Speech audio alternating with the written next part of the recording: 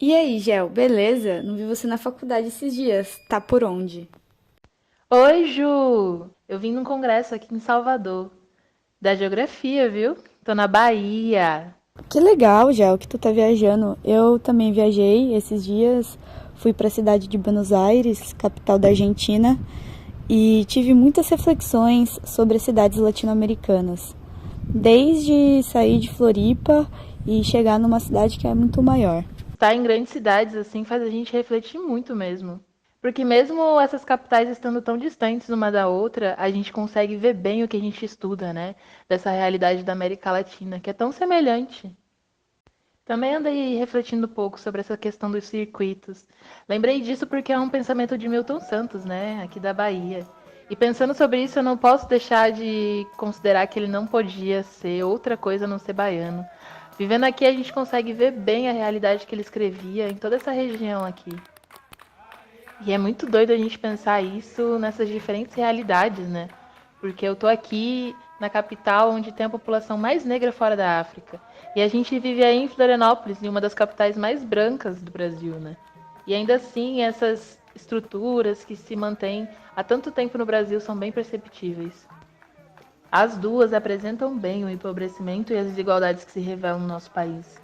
Salvador foi a primeira capital do país e parece que ainda permanece como sua formação inicial, lá do período colonial, onde havia a cidade histórica, né, que concentra o comércio externo e as instituições administrativas, que hoje é o Pelourinho, o bairro do comércio, tão turístico, e em volta, né, os bairros principalmente de pessoas negras, que no período colonial eram quilombos e moradias de escravizados.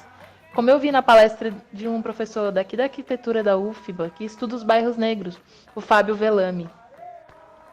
E é nesses bairros que se produzia o que era comercializado no centro. E foi nesses bairros que a classe trabalhadora se desenvolveu, com uma organização própria, porque o Estado nunca esteve presente. Acho que isso se traduz muito no que Milton Santos quis dizer sobre os circuitos. Pois eu entendo que essa expansão urbana nas cidades brasileiras está muito associada à formação socioespacial desigual do nosso país. E essa desigualdade se dá na distribuição de serviços públicos e das habitações, que resultou nessas cidades centralizadas, com grandes aglomerações urbanas nas periferias e concentração financeiras nos centros, principalmente. E nas regiões periféricas, nasceu o que o Milton Santos chamou de circuito inferior, né? Enquanto nas grandes cidades e grandes centros nasce o circuito superior, que são organizados cada um de sua forma própria, mas que dependem um do outro ao mesmo tempo. É muito doido ver tudo isso. Assim, eu me recordo da aula. São circuitos de produção, distribuição e consumo dos bens e serviços na sociedade urbana, cada um sendo um subsistema do sistema global representado pela cidade. Os circuitos são frutos do processo de modernização tecnológica, e suas variáveis são desenvolvidas nos países capitalistas centrais e afetam os países que ficam nas periferias do capitalismo, chamados de terceiro mundo.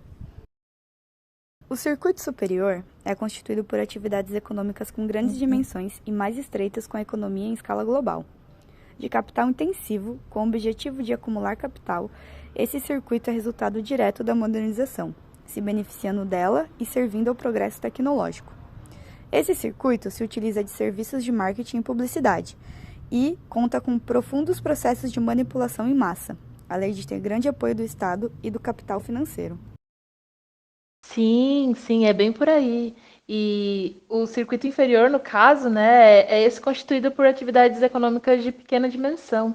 E com essa influência mais local, e são os próprios trabalhadores que realizam todos os processos de suas atividades e que costumam também trabalhar em feiras ou serem vendedores ambulantes nos centros urbanos.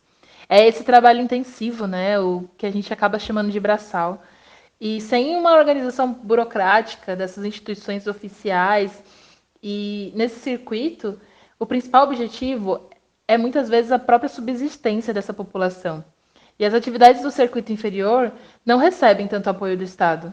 Assim, são bem criminalizadas. E quando o Estado se mostra presente, é só pela essa tanta violência que a gente vê por aí, impedindo que esses trabalhadores exerçam essas funções que mantêm toda a cidade, mas que é tão desvalorizada, né? No Brasil, os trabalhadores desse circuito acabam tendo grande mobilidade diária, porque moram em áreas periféricas da cidade. É nesse momento que podemos identificar as contradições entre esses circuitos, inferior e superior, que são produtos da urbanização desigual, resultado da escravização do período colonial e da expulsão dos trabalhadores rurais para as cidades no século XX. É muito interessante viajar e ver as diferenças da economia sendo expressas no processo de urbanização, né? Tanto em Floripa quanto em Salvador, o mercado de trabalho está se deteriorando e uma alta porcentagem de pessoas não tem emprego nem rendas permanentes. É muito possível observar isso em Buenos Aires também, porque a gente chega na cidade e somos banhados por comércios do circuito superior e, ao mesmo tempo, conseguimos ver muitos trabalhadores de rua, principalmente de alimentos, vendendo em suas barraquinhas essas comidas que são eles mesmos que preparam, do início ao fim. Em Florianópolis, a gente consegue perceber a manifestação do circuito inferior na pesca artesanal, que historicamente está presente na família de açorianos e acabava empregando muitos membros dessas famílias. A pesca é muito cuidadosa e possui meios de produção e saberes que passaram de gerações em gerações, e o comércio costuma ser feito nos próprios bairros onde residem os pescadores ou no mercado central da cidade. Na última década, é possível perceber uma presença muito forte da pesca industrial, essa ligada ao circuito superior. Está invadindo os mares e retirando os recursos que antes eram utilizados pela pesca artesanal tradicional, que acaba prejudicando os pescadores artesanais. Infelizmente, é importante destacar que esse tipo de pesca em grande escala tem prejudicado muito a biodiversidade da região onde atuam, por utilizarem de grandes tecnologias, como a rede de arrasto, que depreda o meio ambiente, e essa forma de pesca tem colocado em risco o rendimento e a persistência da pesca artesanal. Além disso, faz com que membros das famílias de pescadores comecem a buscar empregos alternativos em outras áreas, em certas ocasiões nos circuitos inferiores da economia. Pois então, a gente consegue ver bem a dependência entre o circuito superior e o inferior, porque é o inferior que mantém as necessidades reprodutivas e são a base de toda a produção e subsistência da nossa população, que mantém o circuito superior.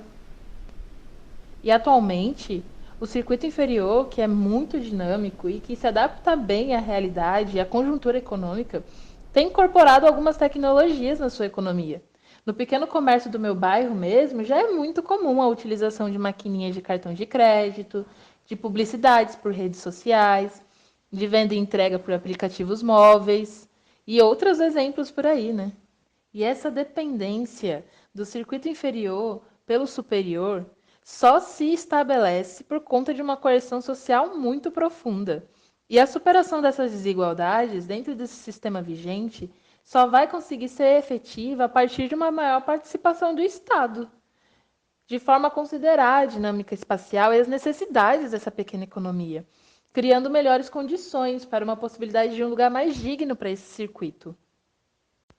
Porque toda essa hierarquização do espaço que a gente tem, dos recursos, né, das estruturas públicas, é só na intenção de coagir aqueles que trabalham para se manterem nesse processo de circulação dos serviços e dessa sua força de trabalho, que fornece subsídio para o avanço das técnicas e organizações econômicas nos grandes centros urbanos, como a gente consegue ver bem nesses dois circuitos que o Milton Santos descreve.